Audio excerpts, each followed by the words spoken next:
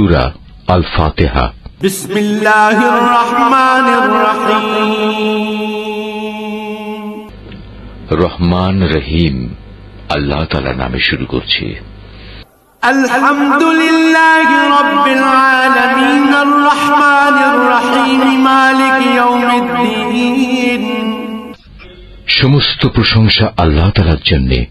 তিনি সৃষ্টিকুলের মালিক, তিনি পরম দয়ালু, অতি মেহেরবান, তিনি বিচার দিনের মালিক।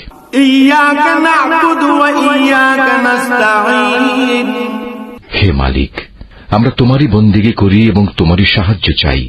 ইহদিনাস সিরাতাল মুস্তাকিম সিরাতাল্লাযীনা আন'আমতা আলাইহিম গায়রিল মাগদুবি আলাইহিম ওয়ালাদ-দাল্লিন।